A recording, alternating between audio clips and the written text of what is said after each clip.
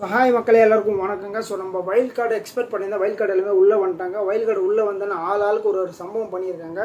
So அந்த சம்பவத்தில் கடைசியாக 2 பேர் வந்திருந்தாங்களா, அமித் மற்றும் திவ்யா கணேஷ். இவங்க 2 பேர் லாஸ்ட்டாக பிக் பாஸ் ஒரு டாஸ்க் ஒன்று கொடுத்துருந்தாரு. அந்த டாஸ்க் என்ன டாஸ்க்னா இந்த வீட்டுக்குள்ளே யார் வேஸ்ட்டாக இருக்காங்க, எதுவுமே பண்ணாமல் சும்மாவே இருக்கிற மாதிரி இருக்காங்க அப்படின்ற மாதிரி ஒரு டாஸ்க்கு, ஓகேங்களா. ஸோ அதில் ஒரு ஆளுமே 2 பேர் செலக்ட் பண்ணணும்.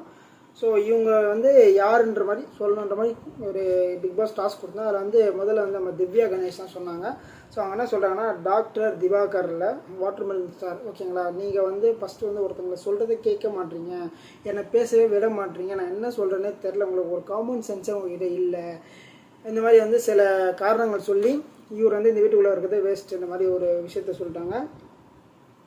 அதாவது திவ்யா யாரை சொன்னாங்கன்னா சுபிக்ஷா சொன்னாங்க. சுபிக்ஷா என்ன சொல்லியிருக்காங்கன்னா, சுபிக்ஷா இந்த வீட்டுக்குள்ளே நீங்கள் நல்லா சூப்பராக கேமெல்லாம் விளையாடுறீங்க, எல்லாமே ஓகே தான், ஸோ உங்களுக்கான நல்ல ஸ்ட்ராட்டஜிலாம் இருக்குது, ஆனால் வீட்டுக்குள்ளே நீங்கள் எங்கே இருக்கீங்கன்னே தெரியல.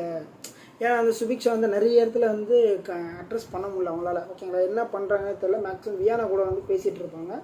பட் இதை தாண்டி ஸோ கேமுக்கான ஒரு பர்ஃபார்மன்ஸ் ரொம்ப கம்மியாக இருக்குன்ற மாதிரி அவங்கள காணுன்ற மாதிரி நம்ம திவ்யா அவங்க சொல்லியிருந்தாங்க, ஓகேங்களா. ஸோ உங்களை காணுன்ற மாதிரி சொல்லியிருந்தாங்க.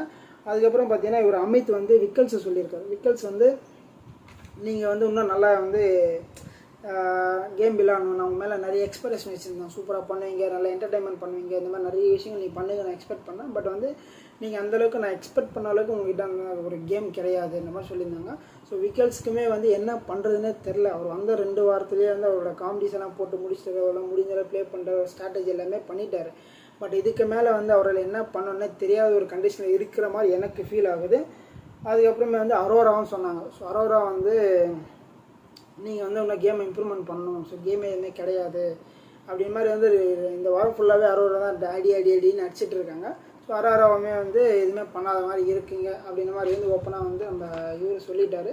இதுக்கு மேலே இவங்கெல்லாம் இதெல்லாம் நோட்டீஸ் பண்ணி இம்ப்ரூவ்மெண்ட் பண்ணுவாங்களான்றதை நம்ம வெயிட் பண்ணி தான் பார்க்கணும் மக்களே. ஸோ உங்களோட கருத்துக்களை எல்லாம் மறக்காமல் பதிவு பண்ணுங்கள். வைல்ட் கார்டு பற்றி நீங்கள் என்ன நினைக்கிறீங்களோ ஸோ அதை கமெண்ட் போட்டு விட்ருங்க. நம்ம அடுத்த வீடியோ சந்திக்கலாம். நன்றி, வணக்கம்.